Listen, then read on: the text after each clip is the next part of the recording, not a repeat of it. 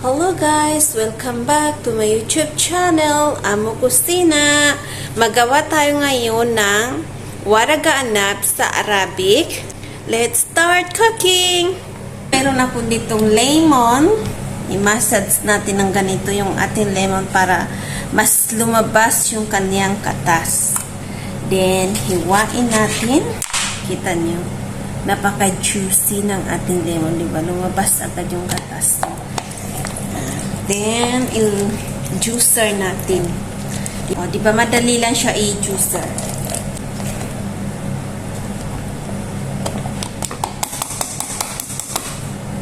So, ilagay natin yung ating lemon. Pomegranate sauce, Mosales. Ilagay natin. Mas masarap kung mas madami yung Mosales sauce kaysa sa lemon. Para mas matamis, malinamnam, masarap yung ating waragaanap. 2 tablespoons olive oil. Salt, pangpalasa, black pepper. 1 teaspoon sumak. Haluin natin ng mabuti para magkahalo-halo lahat ng ating sauce. Para ka lang gumawa dito ng salad sauce. Ayan, kailangan mahalo ng mabuti para mas mahalo sila ng mabuti, mas masarap yung ating sauce, ang ating waragaanap. Yung ating bigas, 1 baso at kalahati, ngayon i-drain natin. Ito na yung ating bigas na drain ko na. Ngayon, yung ating sauce, ibuhos na natin sa ating bigas para mas manuot pa yung sauce sa bigas para mas masarap habang ginagawa pa natin yung ibang ingredients.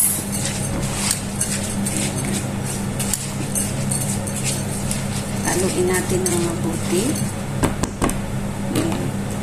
I-set aside natin.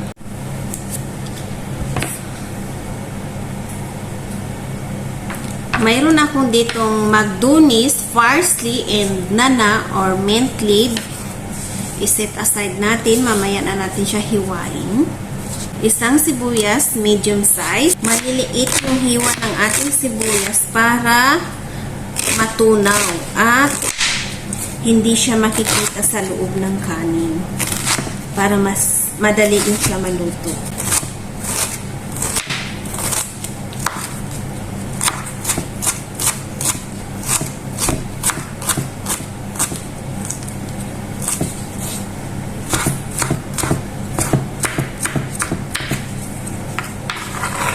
Ganito yung tamang hiwa. Kung madami kayong gagawin na kanin, dagdagan nyo din ang sibuyas, dagdagan nyo din ang kamatis, dagdagan nyo din ang kadami ng sauce, at saka itong dahon.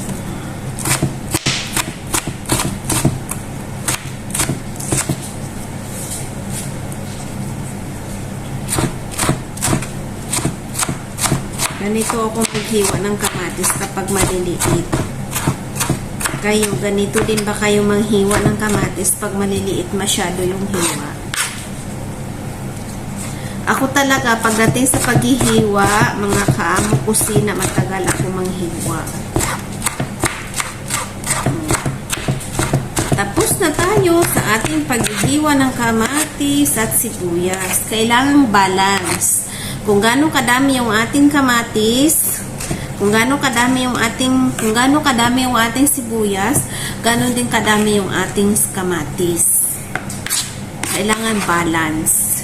Ang sunod naman natin hiwan ay ang ating parsley at saka mint leaf. Hiwain din natin ng maliit. Para mas mabango at malinamnam, masarap, para walang amoy. Yung ating lulutuing waragaanap, kailangan lagyan ng dahon para mas masarap talaga. Ayan, siwa na natin. Ngayon, haluin na natin ng mabuti yung para magkahalo yung sibuyas, kamatis, at saka kanin. Haluin natin ng mabuti.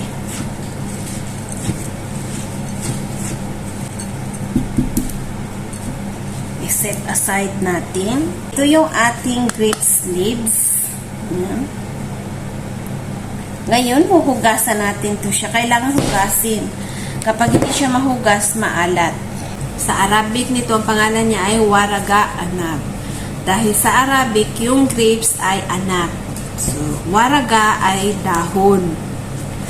Ang ibig sabihin ng waraga ay dahon. Yung anab ay grapes. So, ang tawag nila, pagsamahin ng dahon at grapes, waraga anab. So, ito na yung ating waraga anab, dahon ng grapes na gagamitin natin pangbalot ng kanin. So, tara, let's start. Ituturo ko na sa inyo paano gumawa ng waraga anab. Step by step, tara, samahan niyo ako. Kumuha tayo ng isang dahon ng waraga anab. Kailangan, dito natin ilalagay yung kanin sa likod. Malalaman nyo mamaya kung bakit kailangan yung kanin ay sa likod, hindi sa loob.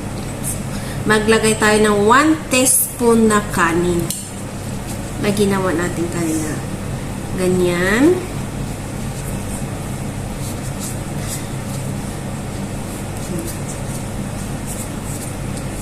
Tupiin natin ganyan. Parang nagtupi tayo ng kumot, unan. Dahan-dahan natin ganyanin para hindi masira yung ating dahon. So, ito na po. Explain ko bakit sa taas nilalagay yung kanin para maganda po siya tingnan dito sa loob. Di ba makintab? So, yan. Kaya dito dito yung sa labas, yung buntot ng dahon ay sa loob. Kasi yung buntot, madaling maluto. So, mas maganda siya sa loob. Ito nakalabas dahil yung banda dito matigas, matagal maluto. So, yan. Nakuha nyo na ngayon paano gawin. Okay lang, kahit malaki yung dahon, maliit yung dahon, okay lang yun, walang problema. I-adjust mo lang yung kadami ng kanin. Pag maliit yung dahon, konting kanin yung ilalagay mo. Yung kakasya at tama lang sa dahon. Tupiin natin uli ng ganyan. Ganyan. Then, ganituhin natin.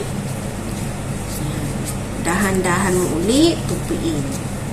Siyempre, maliit lang yung dahon, maliit lang din yung kanin na nilagay natin. Ganyan lang po kalaki niya. Yan. Magawa tayo uli. Puro maliit yung dahon eh. Walang malaki dito sa dahon ko. So, mas gusto, alam nyo ba guys, mas gusto ko yung maliit na dahon kaysa sa malaking dahon. Yes. Kasi kapag malaki yung dahon, kailangan mo din naman putulin. Hindi naman din maganda na ang nilalaman ng waraga anab mo, yung nilalaman nito ay puro dahon. Hindi naman din ang maganda na ang sa loob niya ay dahon na konti lang yung kanin. Kailangan pantay. Pag malaki yung dahon, kailangan mo din siyang hatiin ng 2 or hatiin ng 3. Kailangan hindi madami yung dahon para, kasi siyempre kung maraming dahon, konti lang yung kanin, kakainin mo dahon lang, di ba? So, mas maganda yung maraming kanin kaysa sa dahon.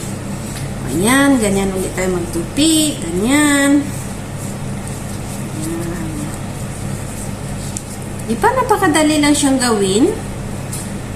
Pero, madali lang siyang gawin. Ang problema, matagal lang siyang matapos dahil nga madami dahon. Lalo na pag madami yung madami kang gagawin. Mga dalawang bote ng dahon ng grapes, siyempre matagal ka matatapos yan. Pag ako yung gagawa ng 2 bote ng grapes, matatapos ako niyang 4 na oras, 3 oras.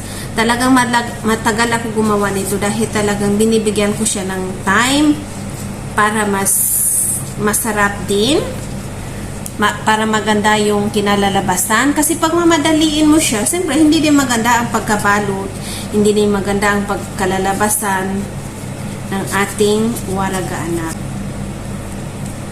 Siyempre dahil malaki yung dahon natin, padamihin din natin ng konting kanin.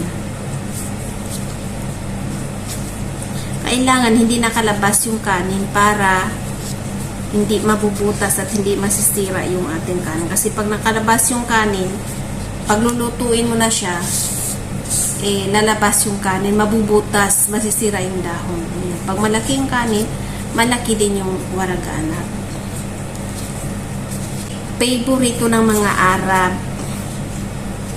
ang waraganab na to. So, dahil sira yung dahon natin, pag sira yung dahon natin, pwede natin gawa ng paraan. Magputol tayo sa ibang dahon din, itapal natin sa butas na dahon para walang matapon, di ba? Mindset. Para walang masasayang. Yan. Di ba? Tayong mga Pilipino, ika nga nila matalino daw dahil lagi nating nagagawaan ng paraan. Ang sira na, pwede pa natin gawing ayusin, di ba? Dahil lagi tayong may mindset. O, di ba? Butas kanina yung dahon, pero nagawaan natin ng paraan. Ito masyadong maliit, so ipangtapal natin yan sa mga may butas na dahon.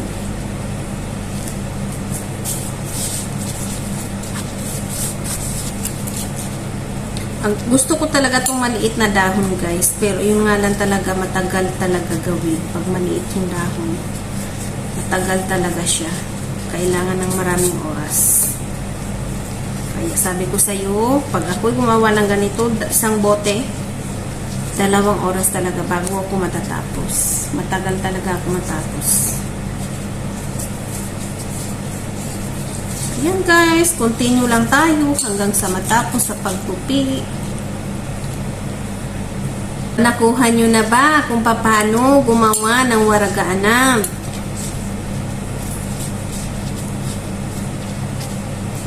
Ngayon, alam nyo na paano gumawa ng waraganab sa hindi pa nakagawa, lalo na sa mga bagong dating pa lang na galing Pilipinas, na mga kapwa kong OFW.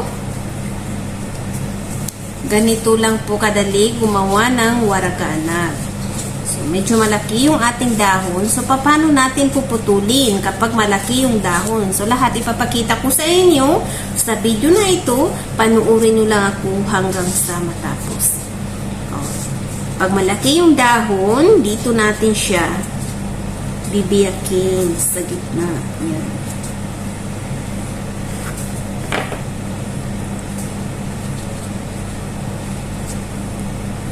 Ito ay itatapon natin. Yan. Ganyan. So, paano gagawin kapag malaki yung dahon? So, tuturo ko din sa inyo. Dito naman tayo mag-umpisa.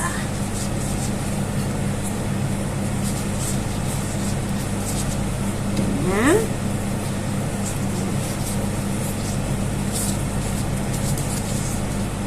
Tubig dito sa kilid.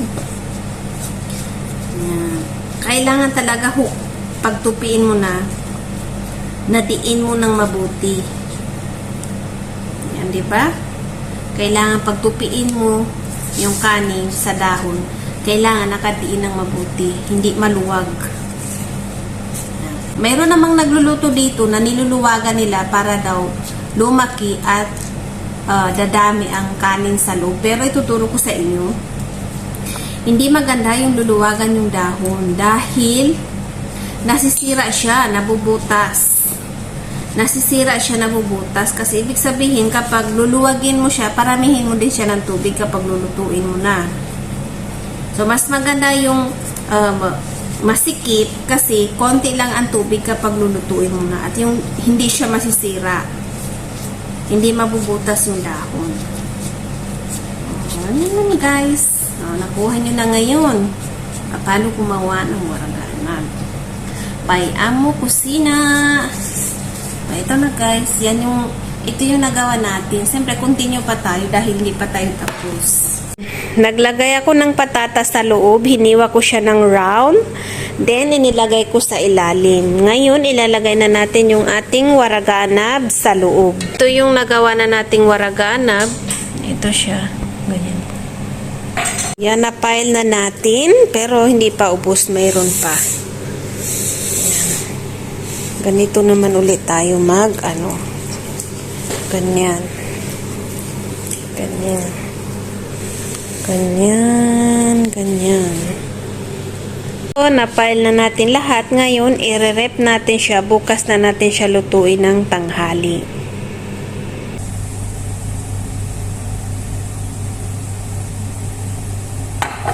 Half cup roman sauce. Yung musales.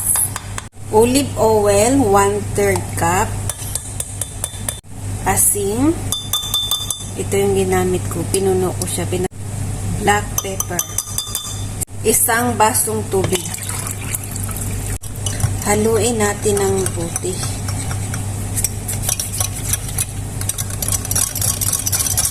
Para magkahalo-halo lahat.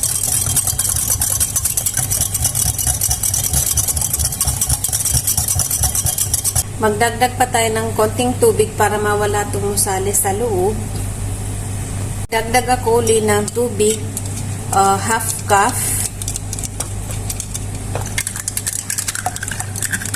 Para walang masayang. Haluin lang natin ng mabuti. Ngayon, ilagay na natin dito yung ating ginawa natin so sweet to, hindi to siya maasim. Pero kung gusto ninyo maasim, pwede nyo dagdagan ng lemon. Kung gaano kadami yung roman sauce, ganun din kadami yung ilalagay ng lemon kung gusto nyo maasim.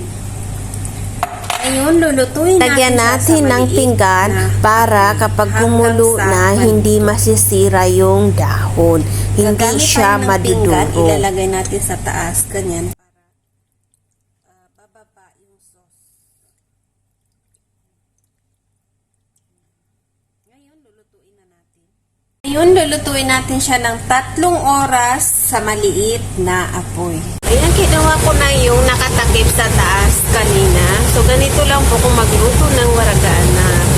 Pagkakulo, yung pagpapakuluin na natin yung waragana, pagkakulo niya, kung mayroon kayo nito, ilagay nyo to sa ilalim ng kaldero din yan. Paliitin nyo, ibaba nyo yung apoy. Then, hayaan nyo lang sa 4 na oras or 3 oras. Itong akin ay paluto na siya. Mga 30 minutes ay maluluto na yung ating waraganab. So, eto na guys, yung ating waraganab. Ngayon, babalik ta rin natin. Bismillah. Ganito lang po kadali Bismillah. Ayan. Tingnan nyo, diba? Hindi sunog yung ating waraganab. Dahil maliit yung apoy. At nakita nyo, hindi din siya nadurog, diba? Ayan, may sobra ngayon kukunin natin. Ito na yung ating waraganab. Lutong-luto na. 4 na oras ko siyang niluto. Mashallah. Napakayami ng ating waraganab. Lalagay natin dito dahil dadalhin ng aking amo. Hindi siya nadurog. Dahil doon sa ating pagluluto kanina, hindi natin siya pinadamihan ng sabaw, dahil niluto natin siya sa maliit na apoy. Kahit tagpi-tagpi lang yung mga dahon, hindi talaga nasira.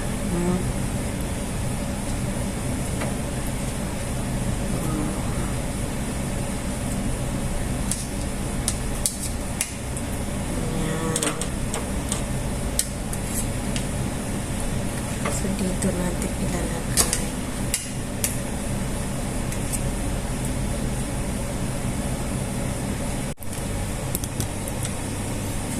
Eto na guys, yung ating waraganab. Nalagay na natin. 2 ganito yung ating nagawa. So, meron akong ditong pomegranate. Ilagay natin dito pang decoration sa taas para maganda pa rin tingnan, diba? Presentable. Maganda siya. Para maganda tingnan, kumbaga, may lagyan natin ng palamuti. Ganyan. Para siyempre, pagbukas nila, masisiyahan sila tumingin. Itsura pa lang, wow, ang sarap na. So, paano pa kaya kung matikman nila nito? Nandiyan ang amo ko.